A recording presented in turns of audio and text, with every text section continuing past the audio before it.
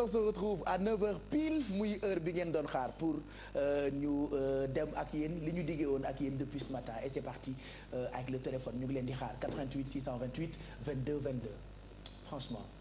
9h il y a d'autres numéros de téléphone ah 9h pile ak 10h15 di ñaari moment yoo xamante ni xam naa à partir d'aujourd'hui dina nekk ay moment yu crucial parce que wóor na ma ni di ngeen bëgg a dugg ndax li ñuy diggee imagine ngay fayee ko par exemple supposons 100 000 francs par mois nga woote nga wax ñu ni 100 000 ngay fayee ko alors yeewu leen dafay doubler ce salaire. ba noppi itam teral la nga mën a kontaan yooyu yëpp nag yéen la ñu ko jagleel tout au long de cette émission ñu ngi leen di xaar 88 628 22 22 wala 88 628 04 05 wala 88 628 65 65 voici le fameux livre bi ma leen doon wax sànq mu ngi tudd La femme du diable et pourtant daf ma fay bindal La femme de la diable Aïssatou Paye Fall nous a rejoint sur le plateau on parlera de ce livre comme ni ñu koy defee chaque mardi nous on parle de tout lépp loo xamante ni mën na jëriñ on en parle et que tous les mardis ci Yeewu Culture nous faisons la promotion des auteurs des écrivains ñi nga xamante ni ñoom ñooy bind ay livres parce que bëgg nañu xale yi quand même di lire et puis may mën a mu ngi ñuy préparer ab gëstu bu am solo ci li ñuy tuddee assurance Zipra xam ngeen ko bu baax moom moo ñu rejoindre ci plateau bi il est là avec nous Zipra. Yes. Mais est-ce que yaa ngi gis xale yu jigéen ñi. moo gis mu leen sama verre mu yóbbu laa solal ko. pourquoi moo wax leen loolu c'est-à-dire c'est l'un des rares artistes comme Ablaye Mbaye xale bu jigéen bu ñu dégg ni maa ngi ci ay mbiram rek ñu njëkkantuma moom day nangu samay gel toujours ah. ku xale bu rafet lay bañ. xaw ma leen Zipra mais malheureusement da ngeen am ay jëkkër mais sinon day ñëw fi ne la bijou pardon jox ba sa numéro téléphone yére bi nga sol dafa rafet ak am fit Zipra ñu ngi lay nuyu ça va naka suba si c'est un plaisir de t'inviter sur le ci plateau bi depuis jamonoy Zipra xorom si dëgg la mais yàgg na loolu waaw depuis ñaari tali ñi ma tette si nga bokk ça fait longtemps rajo ba waaw yàgg na ah oui na depuis yeneen télé yi yeneen rajo yi ñu ñëw ba yegg si fii ça fait longtemps. ça veut dire que jàpp nga si liggéey bu baax. léegi loo bëgg a wax foofu damaa jaar ci yeneen télé yu bëri ak yeneen. non dama ni maanaam tette nga ma lu bari non tette nga ma quoi danga ma tette lu bari bari. tu commences pas danga ma tette lu bari quoi. non dama lay wax rek bul commencer mais pour 100 000 yeeg yooyu man 1 million laa fayee ko par weer. est-ce que yéen artistes yi am ngeen salaire amu leen salaire. damay meew BSDA yenn saa yi ngeen dem ñu fay leen 3250. waaw mais xam nga rek BSDA nu mu demee ku ne. 250 souvent du bëri quoi. am sax 2000 ça dépend rek. am na ñu am 2000 effectivement. ça dépend rek boo passé ba egg ñu jox la ko sa xol du jeex. je te jure mais mieux vaut kon nga ba ko fa ba mu gën a bëri rek nga dem jëli. am na ñu ko fay bàyyi effectivement mais parmi nit yi ñuy seetaan am na ñoo xamante ni dañoo am jom te nangoo liggéey on va doubler vos salaires et ne pensez pas que duñu vérifier après woo ñu rek noonu. man daal 1 million laay da ngay fay écoutant parce que bu ñu ko doubler booy ñëw di jël ci xaalis bi da ngay indaale sa bulletin de salaire ah oui ah ouais. Allez on va prendre le premier téléspectateur de ce matin 9h la woote allo. suspense. allo. allo Cheikh. kookal la. man la madame Guèye. yow la. man la Awa. Awa naka. Awa. Awa dafa mel ni coupé na de bon après on me dit que le standard est rouge parce que dëkk bi ñëpp a soxla xaalis. On a tous besoin d'argent. Redressement économique. Ça se voit que bu ñu liggéeyulee dëkk bi dina gën a dellu ginnaaw de. ñu xool keneen ku nekk ci téléphone bi. 88 628 22 22 wala 88 628 04 05 wala 88 628 xaw ma lan Mbaye Diouf yow stagiaire 25000 ngay fayee ko boo woote woon ñu doublé ko def ko fukk nga dafoo. tey di nga fi dégg xeetu salaire yu ne maman Ariette qui me regarde xamul ni yëg naa ni passe rek lañ koy jox genre téemaa dugg nga doublé salaire maman 15000 passe ci stagiaire 30000 yomb na yàlla Alfie qui me regarde genre et mon salaire doublé ko je sais que traiteur nga dañ lay fay par tombe par plate lañ koy fay tonton Mac qui me regarde genre c'est moi qui réalise l'émission et mon salaire toi on te paye en fonction de ce que tu fais dans les émissions. Ce que tu as fait ce matin, j'ai pas raconté ça. Qu'est-ce qu'il a mais je reste convaincu que tu es le meilleur réalisateur après Vieux Diouf. Allô. allo allo. allo waaw salaamaaleykum. maaleykum salaam kooku kan la. man la Fatou Touré Diourbel. fooy liggéeyee. man de liggéeyu ma nag fi am Absa. waaye yow man ma wax ni ñuy liggéey damuy imaginer nga doon fayeeku 200 000 400 ngay am. Fatou. et pourtant ñi liggéeyul. bu ñu duggee am nañu 100 000. oh là là c'est dommage mais def leen téléphone bi ndànk quand même. y a Gervais qui me regarde genre je viens de TV5.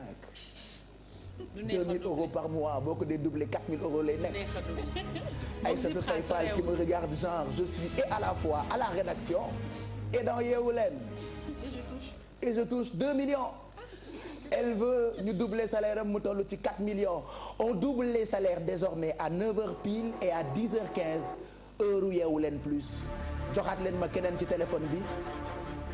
bu fekkee woote ngeen ba dégg tiit da ngeen di raccrocher composé waat parce que je reste convaincu que ñuy woote bëri nañu allo allo. dinaa woote. allo. mais Pape tonton mag 1,5 million lay fay. sa yoon nekk ci Zipra bàyyi dugg salaire jàmbur dañ laa invité pour ta promo. par heure bàyyi di dugg ci problème mu gars yi allo par heure lay liggéey. allo allo. allo. Aïcha rapidement on n'a plus assez de temps il est 9h06 il est 9h06 il est 9h06 il est 9h06 allô. allo. oui. allo. allo. salaamaaleykum. maaleykum salaam. ça va bien. kookan la. man la Aïssatou Ndiaye. Aïssatou Ndiaye fan ngay woote. Sacré-Cœur VDN. Sacré-Cœur VDN. Aïssatou Ndiaye est-ce que dégg nga li ñu diggee ak yow. waaw moom laa dégg moo tax ma woote. yow looy liggéey ak fan ngay liggéeyee. maa ngi comptable là ci benn société de la place. ok d'accord pour ne pas faire de publicité wala pour ne pas sa patron dàq la. c'est ça non. voilà c'est ça. Aïssatou Ndiaye yow lan nga comptable nga. comptable là waaw. et dis-moi entre nous est-ce que am nga bulletin de salaire wala këyit guy wane li ngay fayeeku par weer. si am naa bulletin de salaire. c'est sûr. c'est sûr waaw. qu'est-ce qui est marqué sur ton bulletin de salaire. 150 000. c'est pas vrai je te crois pas. attends bu leen ko tàccee ko arrêtez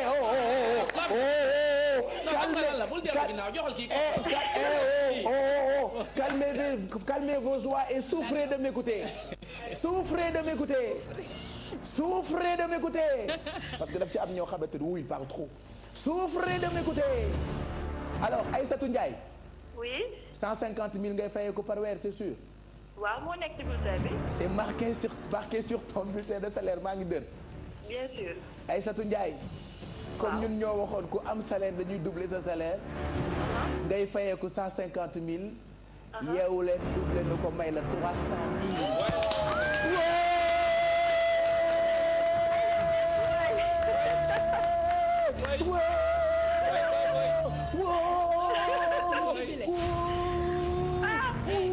neex na ba bëgg a dee de.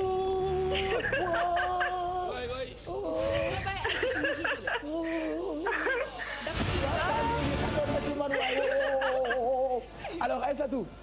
oui. félicitations tu as 300 000. merci beaucoup. pour yow kese alors ce qu'on va faire. demain. ñëwal ci télé bi nga indaale bulletin de salaire bi. comme ça moo wax la lu baax. d'accord amul benn problème. Birame Ndiémé Kumba Buur wa Njaay sa maam. Alburi sa maam ma nga des Doso. lady chocolat jiglal Sénégal jaja abonada. may naa la saa yi kon ma dese 200. c'est faux waatal. may naa la saa yi joxe dese 200. waaye teg naa ci kaaba gi waay. allez bonne journée. Merci félicitations. beaucoup. Ne raccroche Merci pas beaucoup. on va prendre ton numéro de téléphone ci ginnaaw. merci d'accord merci beaucoup. au revoir. 300 000 quand même. li nga jubilé nag jar na 100 000. mais écoute man kay bu ñëwee suba dinaa ko wax lu rëy 300 000 mooy enveloppe bi ñu njëkk a maye. ça veut dire que ce mois elle aura 3 salaires. 3 salaires am ak yi nga doublé. ñaari nga laaj.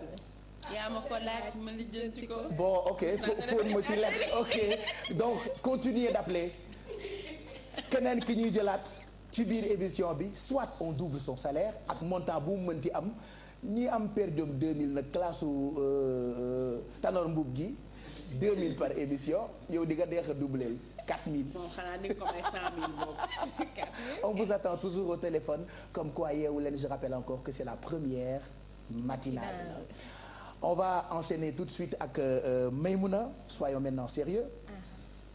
On va parler assurance. Yeewu comme tous les mardis, c'est parti.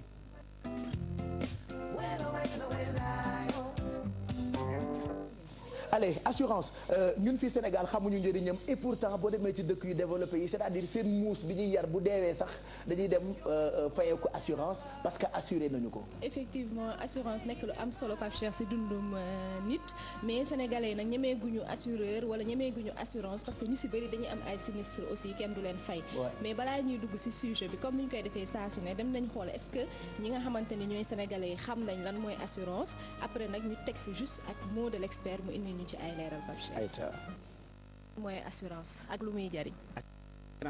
assurance de moom day caaga ne nit ki moom dafa war a mën a am assurance quoi waaw assurance dafa baax si nit pour en cas ëllëg parce que xam nga àdduna dafa gudd tànk te wóorul quoi mën nga dox lu nekk mën na la dal si mbedd mi waaw bu boobaa nag boo amee assurance dana yomb si yow.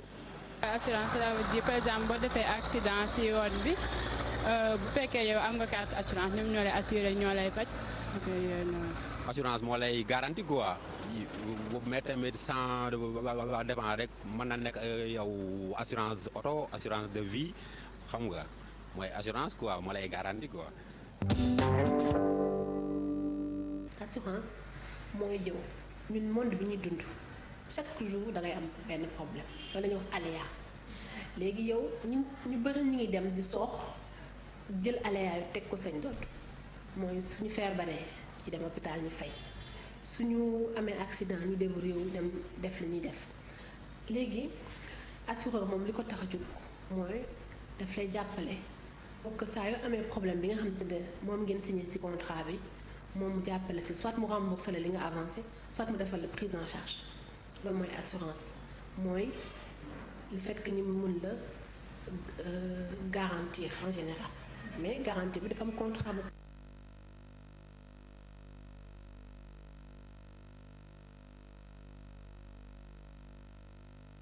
Voilà donc cat la boo xamante ni dugg na ci reportage mais on a rencontré beaucoup de Sénégalais yoo xamante ni wax nañu seen xalaat ci assurance peut-être ñii xam nañu ko ñii xamuñu ko mais gisuñu njëriñam et pourtant li ma wax sànq rek njëriñ li ci assurance c'est-à-dire wee sax boo ko assuré boo demee ca fa ñu koy daggee bu ñu la gaañee wala dagg ko dagg bu la neexul mën nga dem ci assurance bi par rapport ak wee bi. si ñu fay la wee te benn anecdote rek am na benn star boo xamante ni moom dafa assuré li nga xam ne mooy postérieur parce que loolu mooy def. fuy postérieur. Jennifer mooy ween yi ah c'est fan mooy postérieur.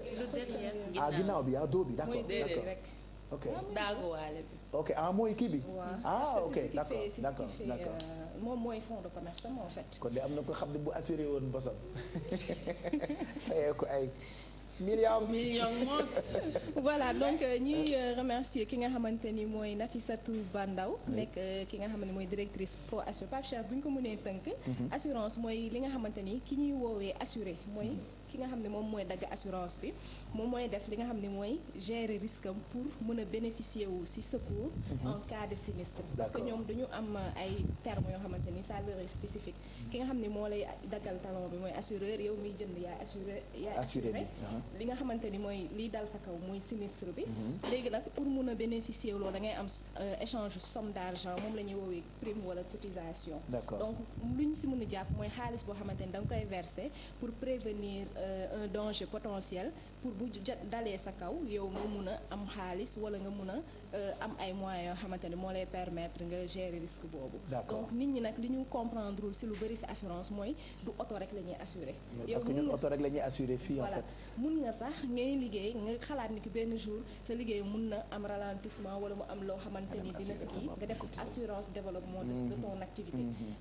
boo amee période boo xamante ni réaliser woo sa chiffre d'affaires assurance da lay rembourser di fay say salaire en attendant entreprise bi jëlaat en vol donc loolu yëpp nekk ci ay xeetu assurance yoo xamante ni nit ki mën na koo am donc duñ def lu dul dégluwaat ki nga xamante ni mooy Nafissatou Bandaw mu indi ñu ay leeral ci nan lañ mën a jëfandikoo assurance yooyu Pape Cheikh. voilà assurance nekk lu am solo ci dundu nit ñu faral di gis façon assurance yu bari tax ñu def taxaw seetlu ci lan moo ko tax a jóg. problème yi su taxawee mu bañ na nekk gàllankoor bu ëpp doole yow sa vie muy chef d'entreprise bi muy famille bi parce que am na ñoo xam te ne mosu leen gis ñu ruiné wu parce que feebar dafa dugg seen biir kër amuñu assurance nga gisee ñu commencé jaay seen oto commencé jaay bijou madame commencé jaay kër gi ba finalement ruiné wu nañu assurance loolu moo ko tax a jóg mooy fépp fu mu am problème boo xam te ne ñu naan assurable mooy xaalis mën na ko faj moom daf koy jël en charge. façon assurance yi am nag bëri na. am nañu assurance pour particulier yi et pour entreprise yi en général loolu moo gën a simple pour ñu comprendre ko particulier en général lañuy définir lañuy xool rek lan moo ko wër li ko wër ak li mu am autour de lui mooy li mu am patrimoine am ak famille am en général loolu mooy particulier patrimoine il faut distinguer deux choses mooy actif bi mooy am naa oto am naa kër ak passif bi c'est est-ce que mun naa responsable est-ce que mun naa am problème ak nit voilà léegi ñaari pendant yi mooy patrimoine mooy man li ma am ak risque yi nga xam te ne mun naa ko ñàkk parce que dama amel ni dara actif passif léegi au niveau de l'actif particulier en général dañ leen di proposer ay assurance yu simple mooy assurer seen kër assurer seen doom assurer seen santé suñuy tukki ñu assurer seen voyage après am na yeneen assurance yu ko laal yoo xam te ne c'est pour l'avenir mooy maanaam est-ce que bëgg naa su ma retraité ma kon ne di gagner li ma doon gagner xam nga des fois suñu soldee retraite yi li ci des du bëre léegi boobaa nga jël une retraite complémentaire su dee man bëgg naa aar sama njaboot su dee man nekkatuma fi assurance décès lay nekk mais ça tourne toujours autour de su ma dundee est-ce que naa am lu ma dundee assurance retraite garantir les revenus su ma deewoon fii est-ce que ñi ma fi wàcc nañ am lu ñu dundee assurance décès pendant que ñuy dund nag de façon active et dynamique assurance santé pour sama famille assurance automobile pour sama automobile assurance accident wu xale yi seen loisir tout ça la ñuy dem déplacé wu scolaire et éventuellement assurance santé su ma ko amee. bu dee dañuy assurer nit yi ak oto yi entreprise yi itam ak ñi fay liggéey dañ leen di assurer.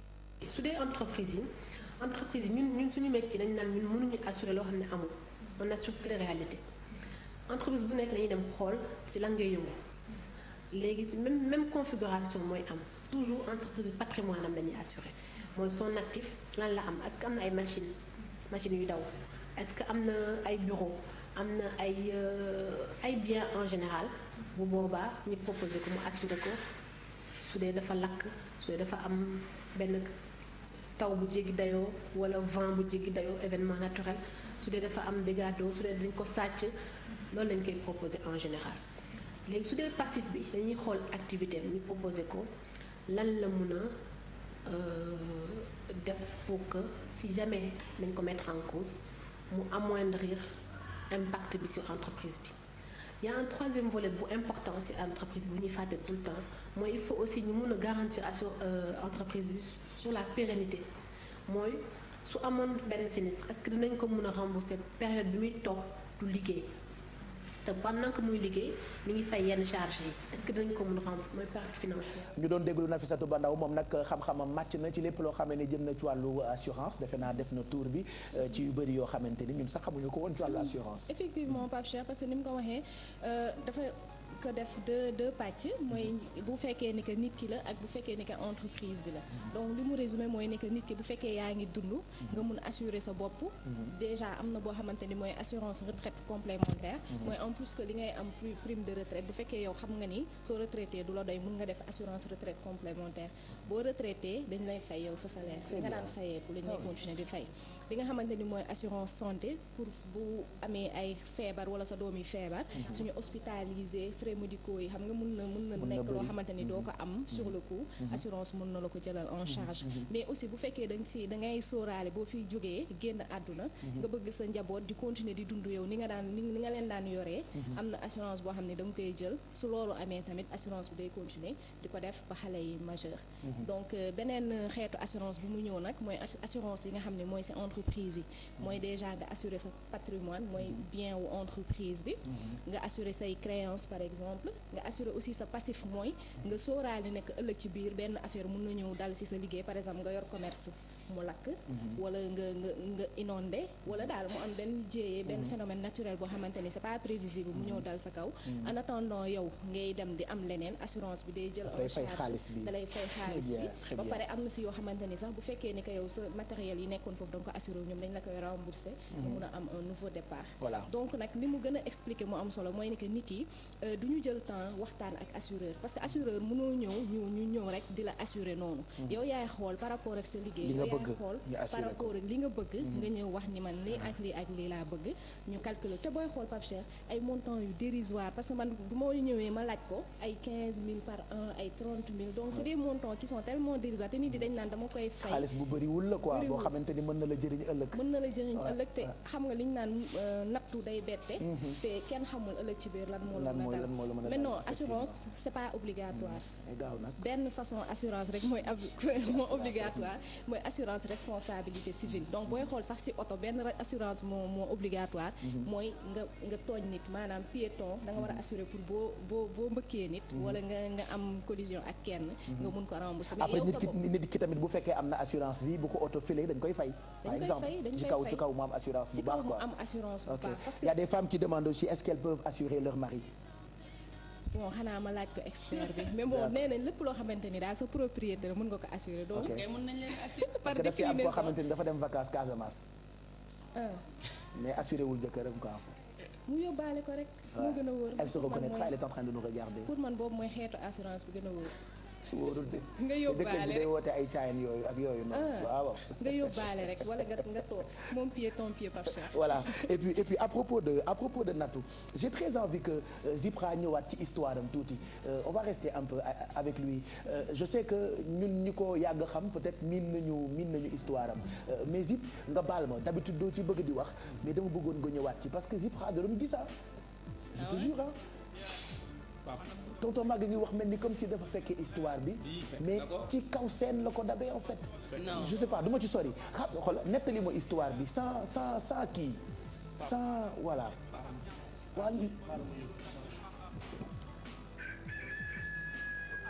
yeewu leen Zipra ñëw na ok waaw loolu la Zip yow baat sa xel bi dafa dem yeewu leen Zipra ñëw na d'accord Pape Matay yaa tey kay dafa lu la neex nettali ma histoire bi waaw histoire bi bon mi ngi débuté depuis à l'âge de 20 ans bi nga am 20 ans voilà mën naa ne jàng naa école depuis Grand Dakar dem naa ba Blaise Diagne dafa 4e dem nga ba 4e yaa doon gisal sa bopp et tout ça waaw doon jàng foofu Blaise Diagne d'accord moo nekkoon si benn groupe bu ñuy wax jotaay gi number 1 yow yàgg nga ñu invité si ay petit quartier voilà yàgg nga ñu invité bon ñu def en 2000 suñu premier album jotaay gi number 1 mbir mi teel a laaj donc ba tey jotaay gi number 1 bi muy génn bi ngeen di génnee seen kii bu bees bi album bi yaa ngi gis waaw gis nga poster yi ak affaire yëpp ba ñu tourné clip bi maa ngi gis nga clip bi noonu nag ba ñu tourné clip bi nag ba quelques semaines après si la bëri commencé am problème xam nga mu jéem a seetaat clip bi qu'est-ce qui s'est passé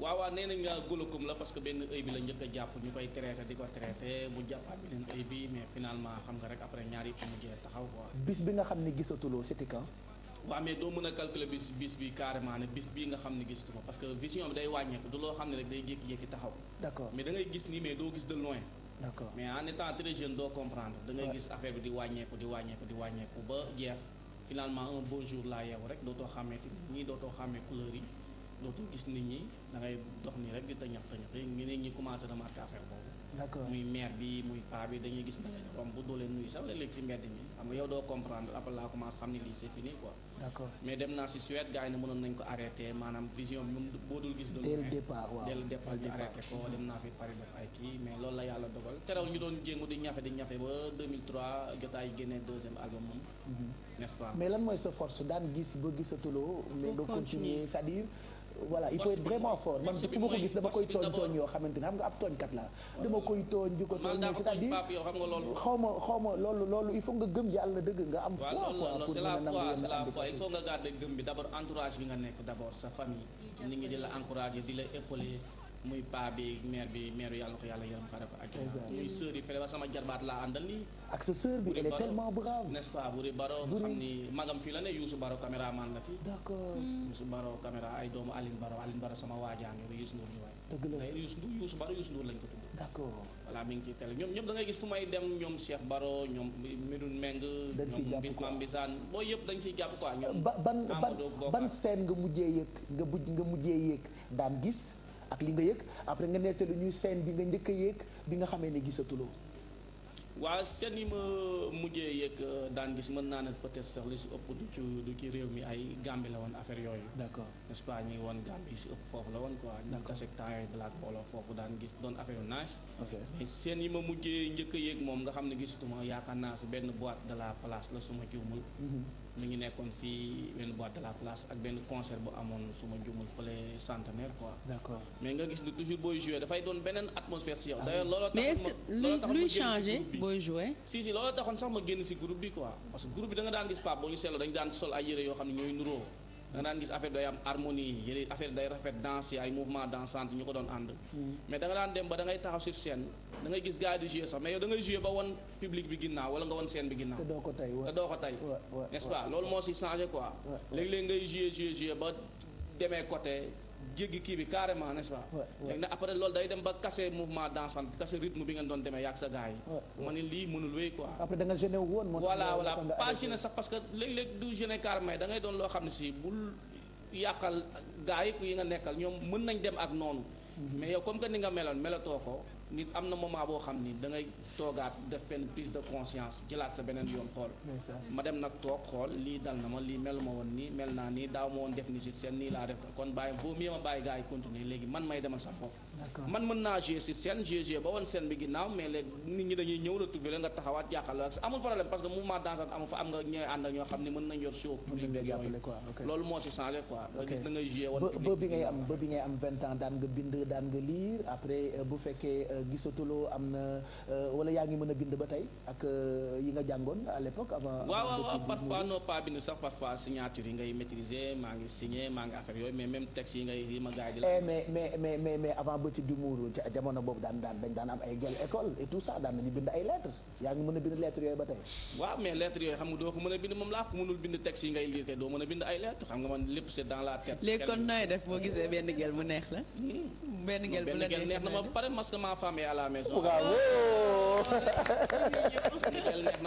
bien répondu alors lan moo indi ba nga def ba nga continuer sa carrière solo bi parce que boobu tey yaa ngi ci on a vu que yaa ngi liggéey et puis da ngay rey sa bopp pour quand même nit yi mën a consommer musique bi ngay def. waaw mais xam nga mooy li ma la wax mooy ngëm gi fa nekkoon sànq ñu mel ni yéen xam nga léeg-léeg nga dem ci télé wala dem ci presse muy écrite wala parler di wut invitation gars yi di la bënd wala di la xeebal boobu ñu mel ni yéen tant que yéen a nga dina xam nga yaa ngi may invité fii ma toog lii mooy suñu force bi moo ñuy may li ngay wax nii moo tax boobu ba tey ñu ngi ñafe mënuñu bàyyi xam nga bu ma ñëwoon fii ñu bund xatal wut invitation chaque jour naa la non ba nga taay da ngay dem toog da nga naan ñi xëy na sentiruñu lu ñuy def wala ñi bëgguñu lu ñuy def wala xëy na lu ñuy def yëguñu ko force boobu nag ngeen ñu may ñu yéen force boobu moo dellu si ñun ñu am force boobu boo xam di taxaw di wax ak nit ñi di góorgóorlu parce que xam ne nit doo toog rek croiser les bras man gëwuma lool nii laa mel fii laa yem gëwuma lool man chaque jour que jëfee yow xam nga loolu maa ngi jóg maa ngi dugg si biir nit ñi maa ngi dugg si média bi maa ngi dugg si concert yi soirée lépp loo xam ni mën naa teg benn pas yi kanam si sama carrière dama koy def képp koo xam ni su ma la gisee nga indil ma apporter ma dara sama carrière dama koy def lépp loo xam ni su ma si duggee dina ma apporter dara sama carrière dama koy def maanaam bugguma toog rek croiser les bras ni la non man du ma def loolu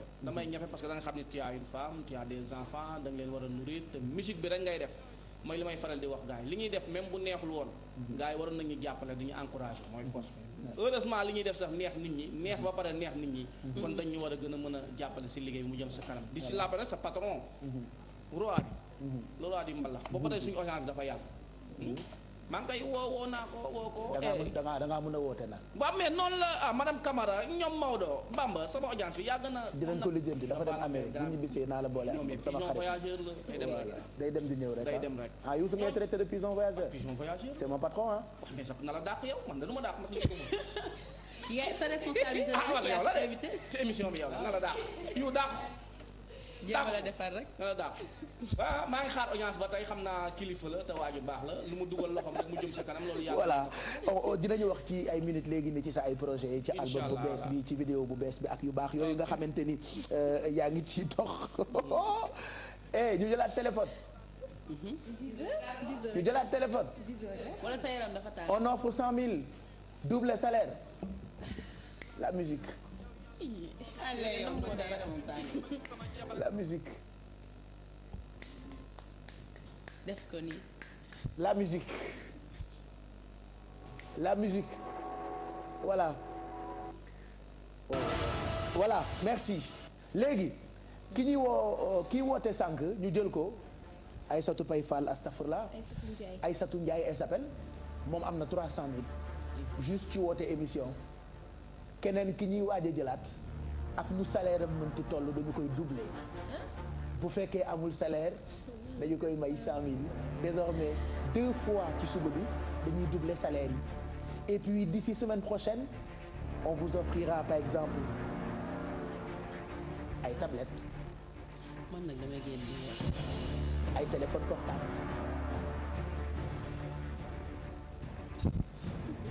waaye yàlla naa nekk téléspectateur yeewu leen waaye 3 saisons je demande à ce qu'on me mute pour que je regarde pour mën a am ci sénégalais yi di am.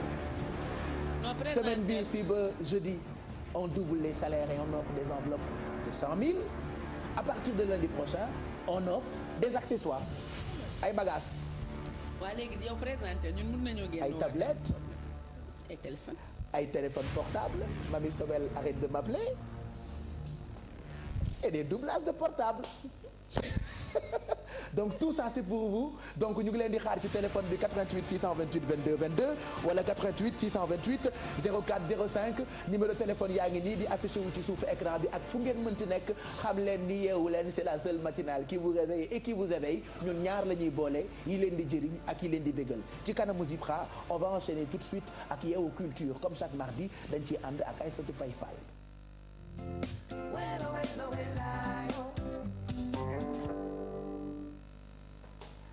Mes hommages Fall. Tu sais pourquoi je l'adore dafa bëgg boppam Aïssatou elle arrive avec tout le monde ci plateau bi ci télé bi plutôt à 6h30 nous on démarre notre émission à 7h mais de 6h30 jusqu'à 9h elle se maquille pourquoi je sais pas xaw ma ndax rap la ou pas mais bon elle nous en dira plus peut-être tout à l'heure Aïssatou normalement tey dañu waroon waxtaane bis bi nga xamante ni moom la ñu jagleel écrivain africain muy journée de l'écrivain on a même prévu de recevoir beaucoup d'invités mais mënuñu ñëwuñu malheureusement ak décès bi nga xamante ni am na muy génnuk àdduna kii di Oumar Sankaré. D'accord. Qui était-il? Bah je précise d'abord je mets 5 heures de temps pour me maquiller donc da nga wàññi heure bi waaw léegi voilà. waaye nii laa ko bëggee nii la rek. nii la rek si gëm ñeneen ñee jàng nu ñu may tontoo man waxutuma la ak yéen ñi ma nekkal noonu la rek guerre des saf mondial nii laa ko bëggee di leen bay tontu di ma ko rokkos waaye ci bu ma fayoo. déedéet man ak yow duñu du guerre duñu def guerre. duñu guerre waaye dama wàññi heure bi te waxuma ko woon wàññi mais 5 heures la d'accord alors on parle du professeur wala Oumar Sankaré moom xam-xamam dafa yaatu comme xam-xamu Léopold Sédar Senghor. waaw en fait mooy comme ni nga ko waxee dañu waroon waxtaan tey ci journée de l'écrivain démb ñu woo ñu ne nelaw na donc ma décidé def portrait wam comme ça nit ñi xam li mu def te moom moo jotoon bind livre bu amoon coow tollé bu bëri bi le Coran et la culture grecque. Il y a eu beaucoup de bruit. Voilà, il y a eu beaucoup de bruit bu mu bindee livre boobu mu nekkoon nitu lettres bu mag nitu culture bu mag agrégé en grammaire. Voilà, c'était le deuxième africain agrégé en à part Léopold Sédar Senghor. Voilà, à part Léopold Sédar Senghor. Donc ma nekkoon comme li am na naa def portrait wam comme ça nit ñi xam as tuut si jaar-jaaram. Voilà. Né en 1950 dans la région de Thiès, Oumar Sankaré est une perle académique rare. À 19 ans, bachelier après un cycle primaire et secondaire extrêmement brillant, il passe par l'université Cheikh Anta Diop, où il décroche son doctorat de 3e cycle à la faculté des lettres de Dakar. Son maître à penser, Léopold Sédar Senghor. Cet agrégé de lettres classiques est décrit comme fidèle et serviable en amitié. Il va rédiger des œuvres comme Notes sur éthiopiques de Léopold Sédar Senghor, le livre de la controverse aussi, le Coran et la culture grecque lui vaudra moult critiques. Et comme il le disait, mon livre vise à lancer un débat universitaire. Je ne récuse pas le Coran, ce que je dis se trouve bien dedans. En 2011, il obtient le titre honorifique de seul Africain agrégé de grammaire, une consécration académique. L'universitaire brillant fascinait ses étudiants pour sa simplicité et son accessibilité. Généreux, il s'est éteint à l'âge de 65 ans à son domicile. Omar Sangaré s'en est allé muy hommage boo xamante ni def nga ko ci gëstu ci français defe naa buñ ci ñëwaatee jaar-jaar bi mën nañu ko waxtaanee fii ba suba et puis bokk na ci ñi nga xamante ni ñoom le professeur Songué tuddee les meilleurs intellectuels de ce pays ñoo xamante ni jar na ñu leen di jàng kanam ci école yi pour xale yi gën a mën leen def référence. waaw dafa nekkoon tamit ku bëgg kàllaama nasaraan. mu jëloon. Léopold Sédar Senghor du ma wax ne référence la mais mu am lu bëri lu mu sukkandiku woon ci moom mu dem ba bind tamit benn essai ci moom pour wax ci œuvre littéraire yi expliquer nit ñi lan mooy liggéeyu Léopold Sédar Senghor mu jot a bind tamit beneen livre bu mu réédité la woon bu defe naa Ousmane Sembène Nuit et Jour nu ñu koy waxatee mu bind tamit ci Youssou Ndour bind na ci Youssou Ndour le poète wax ci richesse su parole am wax tamit ci liggéeyu nit ki donc malheureusement dafa am livre boo xam ni moo génn mu xaw a je dirais pas que yàq carrière am mais mu am polémique mu bëri mais je trouve que nit ñi voilà loolu la ñuy retenir alors qu'il a fait des choses très bien et je pense que peut-être que ñàkk déggoo la mais moom comme nu mu koy waxee li mu si jublu woon lu baax la du loo xam ni pour indi polémique mais c'était juste pour que mu am benn réflexion sur li Coran am ak culture grecque si yenn affaire yu ñuy sukkandiku voilà parce que période boobu noonu sama classe gi bëgg ay wax liiruñu woon livre bi mais ñi ci doon commentaire lu ci ëpp mooy ñu ko liirul voilà je pense que mbir moom balaa nga ci wax il faut nga comprendre justement moom sax nous aussi on n'a jamais osé en parler parce que liiruñu ko woon comprendre ñu ko woon li ñu ci xam rek mooy c'est un grand homme voilà c'est un grand homme man mii di la wax sax liiruma livre bi mais am na lu ma si jotoon a dégg di xam et si li ma si jotoo dégg ak moom si li mu jotoo wax moi j'ai comprendre naa ko ci benn côté je pense que c'est juste une question de compréhension ku nekk ak ni nga koy jëlee daal voilà mais je pense que dañ ko war a sargal delloo ko waat sargal voilà en tout cas ñun nous lui rendrons hommage à travers suñu ay reportage ci rédaction bi loolu xam naa liggéeyu Aïssatou Paye Fall lay doon moom mooy Miss Culture bu télé bi on va parler d'un groupe boo xamante ni mu ngi tudd La Case yaa ngi ko découvrir dëkk bu ñu naan Cameroun waaw en fait c'est pas moi qui ai découvert ça c'est Mam Fatou bi mu demee Afrobasket donc elle a eu à faire un petit reportage ak benn groupe bu tudd Ma Case c'est un groupe camerounais boo xam ni seen musique day laal si influence yu bëri. Il paraît qu'ils sont très originales hein? Ouais mais bon comme je vais en parler mais c'est pas un truc que je connais vraiment bien mais j'ai pu me ressourcer un tout petit peu pour xam donc voilà et il y a même un de leurs percussionnistes boo xam ne jot na jaar si Youssou Ndour si Super Étoile donc on va les écouter ñu xool seen musique lan lay joxe tuuti. Voilà donc le groupe s'appelle La Case ils sont du Cameroun Ma Case voilà de Yaoundé. On les regarde.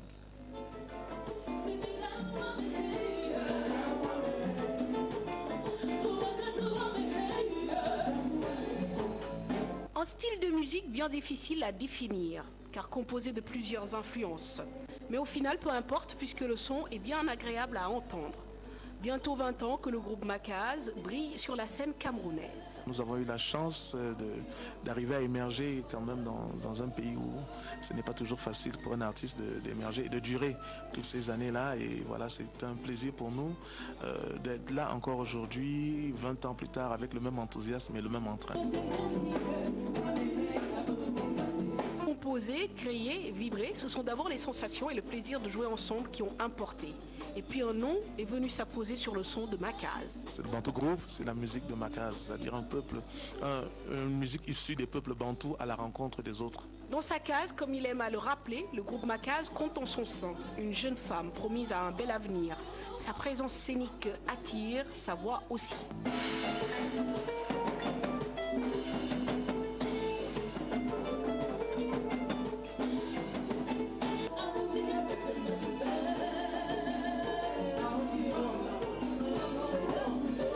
Sandrine Nanga a intégré le groupe il y a 3 ans, alors qu'elle était encore au collège. une chance inouïe pour la jeune artiste. Je me sens bénie du Seigneur parce que beaucoup de personnes rêveraient d'avoir la chance que j'ai eue. Je n'ai pas beaucoup cherché à faire la bonne musique. C'est venu me trouver carrément. Donc j'ai été découverte par Serge Maboma. Je suis entrée dans la case, j'ai chanté avec Manu Dibango. En même pas 2 ans, j'ai rencontré Manu Dibango, j'ai rencontré Richard Bona. La musique est propice aux rencontres et aux belles rencontres. Serge Maboma, leader de Makaz, en a eu quelques-unes. Chronologiquement, je dirais Manu Dibango dans un premier temps qui nous a adoptés, et puis après Youssou N'Dour qui nous a pris, nous a invités, nous a amenés à Dakar. Et je pense que l'expérience dakaroise a été déterminante parce que ça nous a permis de voir comment on peut réussir en tant qu'artiste en résidant en Afrique. Et je pense que l'axe Dakar-Yaoundé qu'on a essayé de monter a commencé à porter ses fruits avec les musiciens camerounais qui aujourd'hui font partie du Super Étoile. Cet axe Dakar-Yaoundé, Marc-Stéphane Zana TBD, batteur et percussionniste, l'a expérimenté. Il a joué avec le groupe mythique de Dakar, le Super Étoile. L'intégration dans le Super Étoile s'est beaucoup plus passé à travers Serge Maboma du groupe Makaz. En 9 mois, j'ai vraiment visité Dakar, Mbour, Fatick, Kaolack. J'ai fait la tournée, quoi. J'ai beaucoup appris dans le Super Étoile.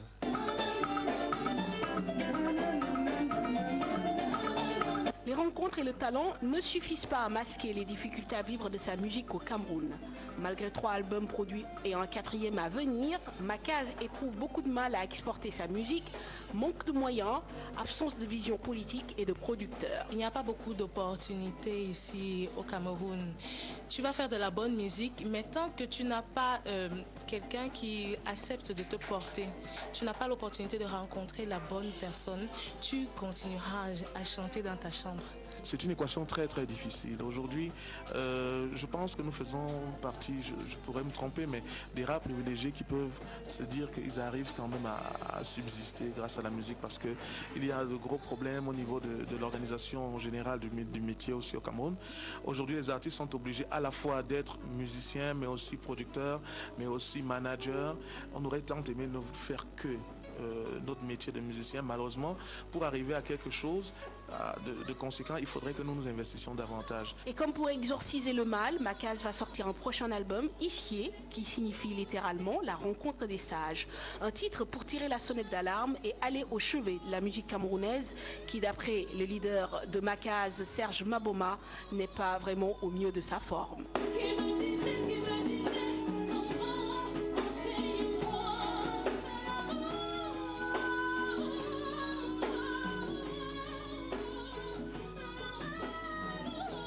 Voilà, une rencontre réalisée au Cameroun avec ce groupe qui s'appelle Makaz. Après, il y a eu beaucoup d'artistes, beaucoup de musiciens camerounais qui sont dans Super Étoile. Hein, entre autres, ki ñu wane léegi ci biir reportage moom ci la bokkoon après mu dellu. Comme quoi am na benn pont bu dox ci diggante Sénégal ak Cameroun. Grâce ak Super Étoile. Bien sûr. Voilà. Mais comme on dit, culture kii benn la peut-être. Si musique il n'y a pas de frontière, voilà, comme tu dis. Donc muy son bi bu dee rumba la wala leneen wala ñoom seeni son bi am na loo xam ne mën nañ ko mélanger ak suñu mbalax ak yëpp wala dara ba mu jàll. Voilà, surtout que Bikutsi c'est un genre boo xamante ni mën nañ ko gis lu bëri Cameroun dafa xaw a mbalaxe donc moo tax ñoom ñu bëri Super Étoile donc découverte la woon. facilité seen intégration. Parce que musique sénégalaise dañuy wax tout le temps que moom moo gën a difficile que yeneen musique yi. Yeneen musique yi di nga ko mën bind mais c'est très dur que nga ñëw jël mbalax bind ko naan fii dóora fii ree fii fa c'est très dur. boo dee gis Super Étoile ak lu ñu mënti tëgg doo sentir sax ni am na ay Camerounais wala am na ay étrangers ñoom en fait si Bercy bi ils se sont intégrés dès la répétition. doo sentir que ñu bees lañ wala quoi que ce soit dañu ñëw rek bokk comme on dit. Voilà et puis Yaoundé bëri na ay Sénégalais yu fa nekk di ñu seetaan ñu ngi leen di nuyu on leur souhaite une bonne journée ah am na quartier bu tudd Briqueterie on a beaucoup d'amis là-bas nous on connaît Cameroun. yow da ngaa demoon Cameroun. Ah oui hein, j'ai été à Yaoundé je connais Briqueterie hein, je waka chez toi pour dire je viens chez toi donc on a tellement d'amis camerounais qui nous regardent ici au Sénégal et puis foofu Cameroun il y a beaucoup de Sénégalais Gaël Mongo c'est moo gën a sénégalaise ci camerounaise yi ma xam je l'embrasse très fort Gaël elle est en train de nous suivre on finit ak livre bi ñu tuddee La femme du diable puisque tous les mardis dañuy def promotion livre yi waaw dañu bëgg nit ñi di dem di ko jëndi di ci lire voilà defe naa lii Alioune Badara Bey bu ko gisee sama baay boobu lu ne xaj na ci. dina kontaan voilà parce qu'il faut faire la promo de ces La livres là. promotion donc c'est un livre bu ki nga xamante ni moo di Oumar Ba Mamour Ba waaw. Voilà donc la femme du diable je vais faire un petit résumé. benn couple la bu marié wu donc ñu cheminer tuuti et mënuñu am doom. voilà donc les problèmes ont commencé. soxna si dem di faju ji di faju dugg ci affaire wolof. donc charlatan yi di ko nax naan ko lii la affaire rap la affaire jinne la. faru rap et tout ça. voilà faru rap et tout. il t'a eu. s'il y avait vraiment un choix à faire. ci sama ay chroniqueur moom lay tànn. d'accord bu ñu ma ne woon tànn ci jabar moom lay tànn faru rap. oui vas-y continue l'histoire ay problème au faru rap et tout ce qui s'ensuit. d'accord donc muy faju dara sottiwul. d'accord donc le mari s'exile il va à Lyon il épouse quelqu'un. et puis voilà donc mooy loolu. donc le livre tey bijou laa koy may. mais dégg naa overdose ko rey. waaw il a fait une overdose. ci benn Airbus. oh là là ñu ngi ko suul dingiraay fa mu juddoo au moment où Kumba parce que jabaram mu ngi tudd Kumba. di wasin. xool yëfu suñu borom. gis nga loolu c'est-à-dire moom dafa mel. moom bi mu demee parce que jabaram mënul am doom jël na mu dem exilé Lyon mu dem exilé wu wut jabar. fekk jabar ji yàlla après paraît-il que dafa kii ba overdose rey ko. te fekk ne yàlla may na ko doom. comme quoi il faut être patient et endurant. donc bi doom ji juddu moom dee na ñu ngi koy suul dëkk maamam. voilà donc livre bi à lire absolument la femme du diable moi j'adore l'image gis ngeen couverture bi nii à voir à lire à acheter donc c'est un livre de Mamour Ba Aïssatou Paye Fall offre ça à Bijou. boo ko offre loolu sax man da koy sàcc parce qu'elle vole tous mes livres et pourtant dama ko bëggoon may Zipra. oui pourquoi pas il lit en droit on lui donne Zipra. dans la vie il faut prier et laisser Dieu agir quoi. dégg li. Zipra dama la ko abal. dama la ko abal. voilà. yow déjà da nga ko dëpp. non man dëpp ba ko nii la. waaw nii la merci Aïssatou Paye Fall pour toutes ces infos pour toutes ces infos culture yi nga ñuy indil tous les mardis ci Yeewu Leen bi 9h47 ba tey ñu ngi leen di xaar ci téléphone bi n'hésitez surtout pas ñu ngi leen di fàttaliwaat ni li ko tàmbalee tey bis bu jot dinañu doubler seeni salaire ak lu ngeen mënti gagner par mois donc mën ngeen a woote yéen la ñuy xaar ci téléphone yi numéro yi dañuy affiché wu ci suufu écran bi dans quelques minutes ñu àndandoo ak Mamadou Mohamed Ndiaye ci revue de presse bi daf koy xóotal yéene kaay yi ginnaaw liiral waaw luñ ci bind.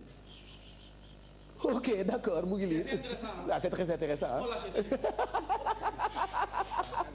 Zipra raconte-moi actuellement sa ay projet fan la toll album spectacle parce que quand même il faut que sénégalais yi di la seet si. waaw loolu la parce que dama génn single bu bees ma ak Ablaye Mbaye. d'ailleurs war nañ teg vidéo bi. je parle de mon histoire de naa. mais je pense que mën nañ teg vidéo bi kon. waaw mën nañ teg vidéo bi. duo la yow ak Ablaye Mbaye. waaw mon ami Ablaye. vous êtes mes deux ennemis yéen ñaar en plus. ñoom ñaar sama ay noonu lañu quoi. mais Pape j'entends comme des assiettes ay bruit fële au fond. Alfi mooy kii. votre cuisine là ça sent bon là. ah ouais hein, ça sent bon mais il y a trop de bruit. Il y a trop de bruit ça sent bon. Alfi arrête de déranger les gens hein. oui elle ne dérange pas kay li mu def lu baax la. lu baax la ban plat nga gën a bëgg sa jabar ban plat bu koy gën a wax mu toggal la. bon man dama bëgg nag surtout plat yi am fruits de mer yaay suppu kanja. kon de tey di nga kontaan. ah oui tey crevette la Alfi togg en plus. j'aime ça. allez ñu jox leen single bu bees bu ki nga xamante ni moo di Zipra une belle rencontre entre moom ak Ablaye Mbaye Aïssatou tu vas suivre comme ça tu te rendras compte qu'il a beaucoup de talent regardez.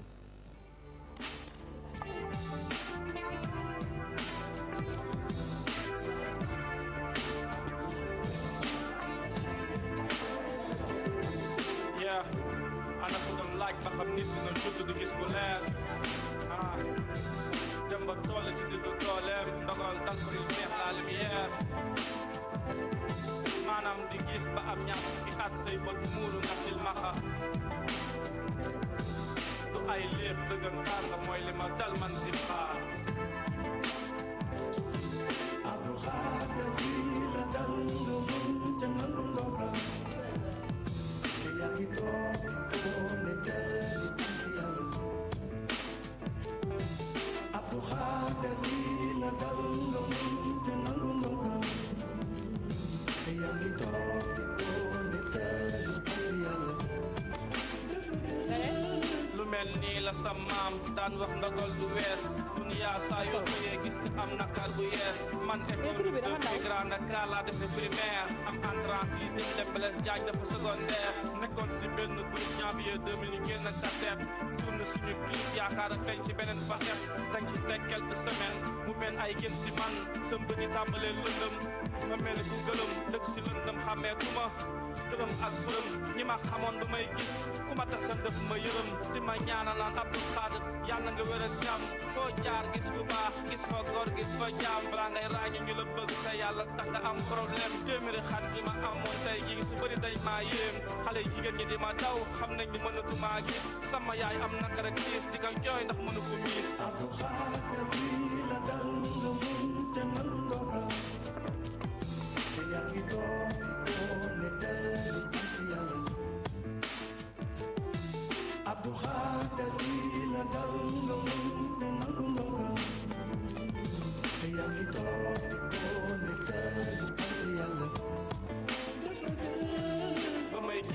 mooy Abdou Khadir wala Zipra comment tu trouves Aïssatou?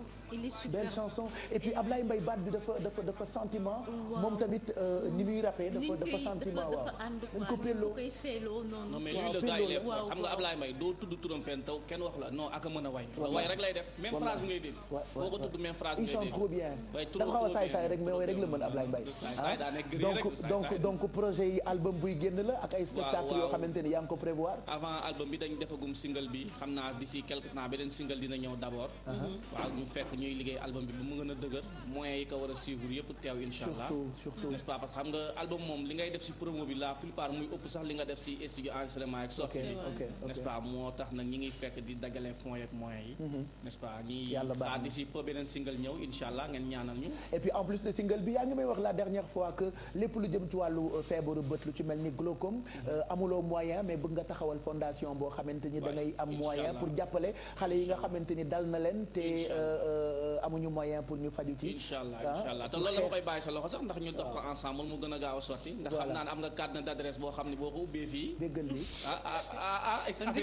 man ba ma bañee glaucome dal ma ba ma demee France damaa dem te ophtalmo ba ne ko fajal ma bëti ba ma gisee dafa tiit ne ma barke Serigne Touba moo tax il faut être très très très vigilant ci wér gu yaram wallaahi il faut être très très voilà dafa doy waar c'est sûr di woon nag le roi borom kër gi le roi du mbalax tase nañ ñaari yoon xaw ma ñetti yoon promettre na ma dina ma recevoir voilà mu doon nit ko baax ko yaatuwaay di wax waa kër ga yëpp maa ngi koy xaar daal d'accord waaw maa ngi koy xaar ñu jàpp si liggéey bi et puis am na ñuy laajte sa ay contact waaw man moom yow xam nga je ne me cache pas toujours numéro bi 77 528 22 22 même les oiseaux le chantent ah. 528 22 22 ndeysaan dafa neex yenn saa yi day wax ak yow sax nga bëgg koo pes. 528 22 22 n'est-ce pas. email bi da ngay def Zipra xorom si Facebook bi Zipra ngay def ah. voilà waaw Facebook da ngay def Zipra xorom si. voilà et puis li tax mu neex ñu moom il prend lépp ci bon côté. voilà prenez tout ce qui vous arrive. voilà positiver na ngeen positiver moo gën.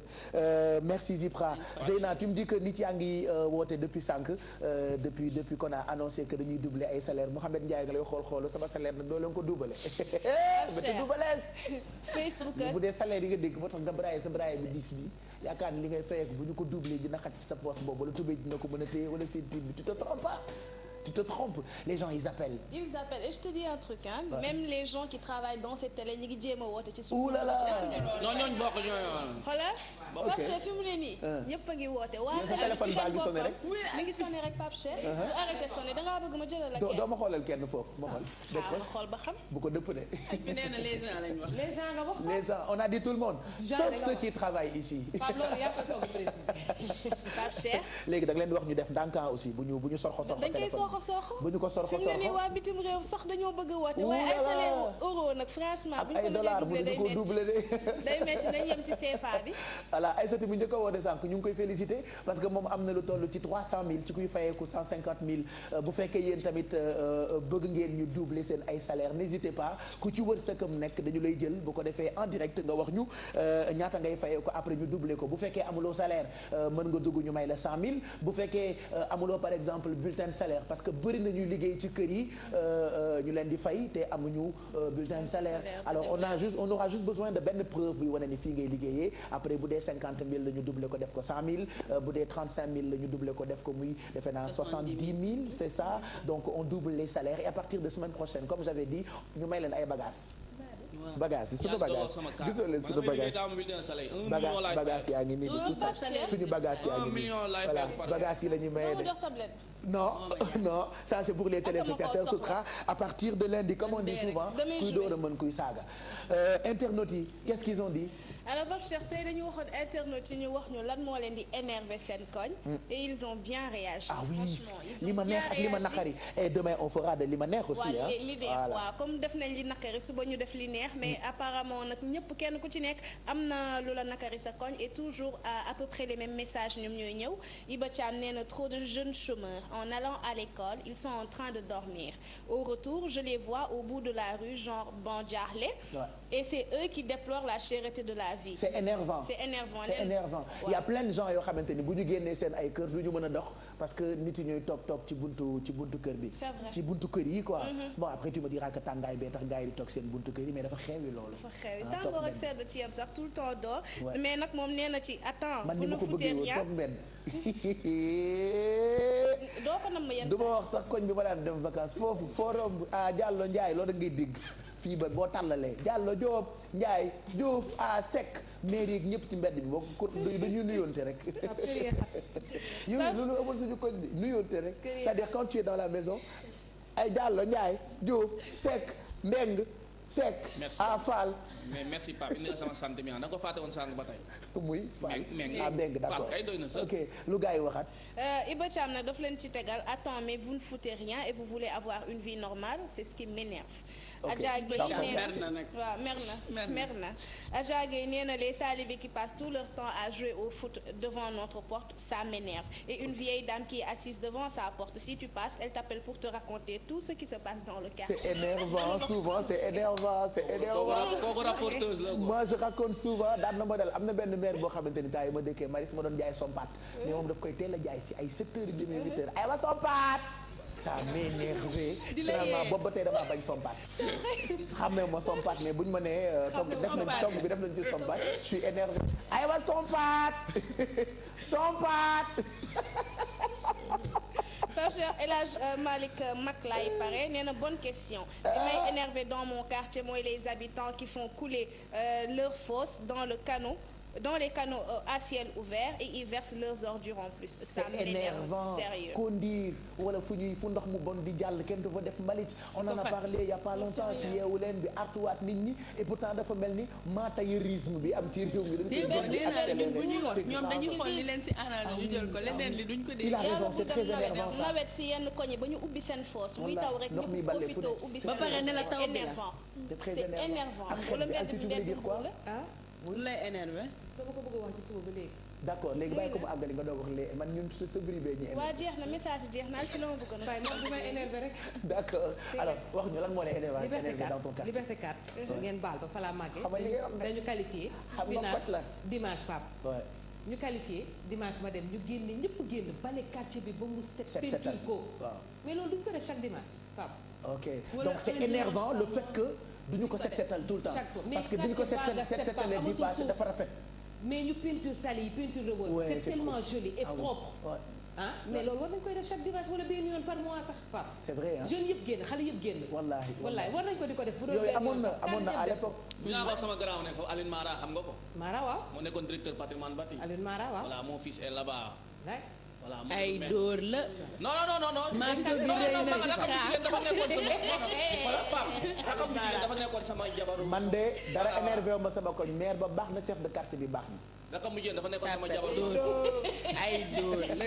non rakam bu jigéen moo nekkoon sama jabar mag léegi sama mag bi dafa dem Italie yàgg fa lool. te kat ku bëri wax 96 ba tey ñëw finalement dañu kii. moom li mu gisul yëpp da koy wax.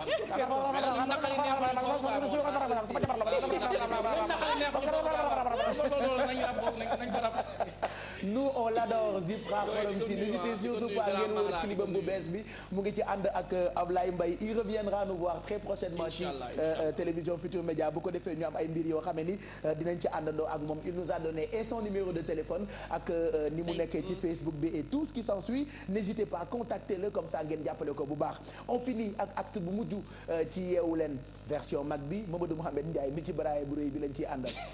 te da laa toppandoo baraaye bi la li nga sol la sol xool ko. jël marron kese ko nii man sama marron dama ci def tuuti wert de. tuuti wert laa ci def bu xaay. xam nga ñu may nirool. ñooñu dugg ci kër yi di wax promotion. noo xamee ne ñooy témoin de Jéhovah déedéet képp xamul témoin de Jéhovah yi ñëw ci kër yi dimanche indaale seen livre yooyu bonjour messieurs vous êtes dans quelle religion non on a tous vécu ça arrêtez su ma waxee ngeen may wax ni comme si man dama wax lu rëy mais waxuma lu rëy li may wax la ñu wax ci kër yi témoin de Jéhovah nga ma indi tey ak sa cartable bi ngay wàccee si oto bi yow sànq doo ko bàyyi ci oto bi bu xam ne gaay waaye Mamadou kii mooy njool màq yaa kii témoin de Jéhovah la ñu doon tey ko gisee cartable bi sama xol bi yëpp a jeex mu ne ko nii gàddu cartable bi yugur bi am na xaalis loolu cartable de boîte maquillage bi la yéen a ma ko touché non. mais témoin xaalis bee bari mu ko bàyyi ci oto bi yow noppi Mouhamed day wax njool màq yaa leen gën ñëwal yow moom ñëwal gele koñ bi yëpp doxaan nga leen si je te jure pas tu le connais doon na wax rek tu le connais kii tënge ah non zip toj na njool màq yaa leen gën yëpp on l'adore non avant du léegi de avant ah ok léegi yaa ngi quoi Tëngéej vacances laa fa dem chaque année Tëngéej maa ngi woon foofu Arafat zip zip toj nga chaque année Tëngéej mais njool màq yaa leen gën ñëwal waaw d'accord tey moo lay bëma tey noonu lay bëma Mohamed doo taxaw ñu gis témoin de Jéhovah bi nga sol kon de gisaguñu koy dugal man kon de gisaguñu kon de gisaguñu Mohamed doo taxaw ñu xoole wane lépp jërë ngeen jëf déedéet dama ko bàyyi seet déedéet maa lay dugal coupez le micro maa lay dugal jërë ngeen jëf ñëw yow Zip dootoo ñëw yeewu leen Zip on t'invite plus kii dootuñu koy invité et témoin yow témoin doo taxaw ñu gis di nga sol waaw ay léegi ñu dem oui xanaa cameraman yi aayuñu du ngeen ko fekk fi mu ne lu xoti li mu sol bon on le fera après c'est parti hein ku ñëw ma ñu xati baraay allez Zipra bu ñëw petit Zipra Gervais cameraman bu ñëw rek jërë ngeen jëf ayca ñu door ak l'observateur Pape mi xëy ñëw ak ñun ci Ndeye Khady Guèye mi nga xamante ne ji moo jiite woon fonds promotion économique yéenekaay bi observateur Pape Samba voilà mi nga ko ñëw ci observateur mi di koy ñun ci lu aju ci Ndeye Khady Guèye mi doon am lante ak wàllu yoon fan la tollu jamono ji yéenekaay bi di l'observateur xëy ci dellu siwaat doyen des juges ak li nga xam ne moom lañ doon tuumal Ndeye Khady Guèye yéenekaay bi nañu am na ci yoo xamante ne ji seetal nañ ko ci ba mu set wecc mais am na ci leneen lu ñu koy toppee ba tax ñu yóbbu ko ca kanamu tribunal correctionnel bu Dakar ba tey observateur ak li nga xam ne wax na ko moo di ñi jàppe woon ay complice ci wàllu détournement de deniers publics ñoo ñett seetal na leen parquet bi nag yéenekaay bi xëy ñu xamal ne dafa def appel lu aju ci kon mbirum Ndeye Khady Guèye ngir ñu war koo leeral ndax fi mu nekk nii détournement de deniers publics mooy li ñu koy toppee libération xëy ci dellu siwaat moom it xëy Ndeye Khady Guèye ci xëtam mu njëkk non lié parcelle mu ne ñu loolee la soxna si amee ak leneen loo xamante ne ji daal am na ci borub maanaam tuumay kon benn milliard ak genn wàll gu ñu ko doon toppee loolee doyen des juges seetal na ko ci mu des nag léegi benn milliard boo xamante ne moom la ñuy lijjanti ak moom témoin kii libération moo ñu kon xëy xamal loolee leneen lu yéene kaay xëy bokk na ci la soleil mi dikk ak ñun ci lu aju ci wàllu mbalit mi ak soppite yi nga xamante ne ji am na ci yéene kaay bii di la soleil xëy ñu xamal ne entente Kadakar gi ñu dénkoon wàllu mbalit mi ci diwaanu Sénégal ñu war di ko tonneeg yooyu jëlee nañu ko ci ñoom jox ko geneen kër guy tonne mbalit bu ñu dippee UCG journal bi nañu Abdoulaye Diouf Sarr ministre décentralisation moo janoo démb ak taskatu xabaar yi biiral xibaar boobee xam le nag ne ak entente Kadakar dañu seetlu woon ne donte nguur gi mi ngi def ay jéego waaye terew li ñu gis mooy mbalit mi ngi bari ci dëkk bi Ndakaaru tey la gën a salte bari na loo xamante ne ji muy ci marché yi di ci garage yi di ci mbedd yi foo dem gis fa mbalit lii ak yeneen bokk na ci li tax Abdoulaye Diouf Sarr ne moo waral ñu jëlee mbalit mi ci wàllu entente Kadakar Walfadjri moom leneen la ca gis mu di entente Kadakar gi ñu fi jëlee dañu gis ne kon loxo Macky Sall génnu ci Walfadjri moo gis loolee xëy ñu xamal ne lu toll ci 10 milliards yoo xamante ne ji mooy xaalis bi tënkoon doxalinu mbalit mi moom la ñu jëlee kon ci Khalifa Sall Macky Sall moo ko xañ populaire nañu nguur gi mi ngi defante Khalifa Sall ba ci mbalit mi topp ko bëgg a defanteek moom ndax xaj nañu ko lii di gestion mbalit mi jëlee ko ci entente Kadakar jox ko keneen mu di lool xayma nañu ko ci fukki milliards yoo xamante ne ji Khalifa Sall ñàkk na ko témoigné ne ko tegaat ci yeneen juróom-ñaari milliards fukki milliards ak juróom-ñaar moom la ñu jox Khalifa Abdoulaye Diouf Sarr ngir mu xeex Khalifa Sall loolee gis-gisu yéenekaay bii di la témoigné la am na ñoo xamante ne ji nag ñi ngi doon liggéey ci entente Kadakar nee nañu daal dara lalu ko lu dul wàllu politique grand place di mu gis mooy Khalifa Sall jamono ji dañ koo dépouillé maanaam nee na wëng ndax la mu amoon mu di xaalis bi doon tukkee ci yorinu mbalit mi yépp nangoo nañu ko ci moom jox ko geneen kuréel loolee ay pexe la réew mi quotidien moom gisul dépouillé leneen la gis mu di humilier ci gàttal dañu koo tuutal dañu koo toroxal moo nekk ne ca wet ga moom Khalifa Sall ak ni ñu jëlee mbirum mbalit mi ci entente Kadakar jox ko geneen kër Sud Quotidien jàpp ne diwaanu Ndakaaru mbalit mi ak li ci am na lu cay ruuse moo tax kenn ku nekk bëgg koo topp en tout cas daal li yéen a kaay bi gis moo di guerre am na ci loolee leneen Pape ñu xooli enquête xooli ko fa mu di Abbas Jaber mi nga xamante ne ji yéenekaay bi xëy nañu xamal ne diggam ak Sénégal fii lay yem journal bi nañu ndax yàlla sëy ba tas na gannaaw fukkeet yoo xamante ne ji ànd nañu ko Abbas Jaber ak Sénégal ñu yor wàllu Sunéor kon yëf ya mujj naa dakk yéenekaay bi xëy ñu xamal ne nag ci ni nga xamante ne ji noonu la ñu ko waxee daal moo di Abbas Jaber moomee ak nguurug Sénégal ci jàmm ak salaam ci la ñu tàqali ko Le Quotidien xëy ci ak titre bu garaaw mu di lan un divorce bien huilé maanaam ci gàttal daal amul benn jafe-jafe boo xamante ne ji am na ci xaajaloo gi Rewmi Quotidien gis ca jafe-jafe moom li mu gis mooy li tax ñu jëlee fi Abbas Jaber moo di foofee ca Sunéor dañ faa gis turu maanaam kàmbuk ñeent fukki milliards yoo xamante ne ji moo waral ñu nangoo caabi ji ci Abbas Jaber Pape. voilà merci moom lu mu bokk ak Ali Jaber mu ngeen dem na ma bëgg def commentaire ak moom fax mu dem merci beaucoup Mamadou Mohamed Ndiaye ak Braille bu rëy bi vous le retrouverez tout à l'heure ci journal bi bu ko defee mu ñëwaat ak ñun ci revue de presse bi merci beaucoup Zipra kontaan nañu à bientôt inchallah jërëjëf joyeux Noël xam naa Ndiaye daal dina wax ba caay ma suñu wàllukaay génn si gémmiñ merci beaucoup waaw yooyu itam joyeux Noël Pape jërëjëf merci joyeux Noël mais mën a gëy Bambalo ba mardi prochain inchallah Pape Cheikh merci Bijou si merci beaucoup waaw il faut nga gërëm ki la habillé parce que tey au moins sol nga lu rafet.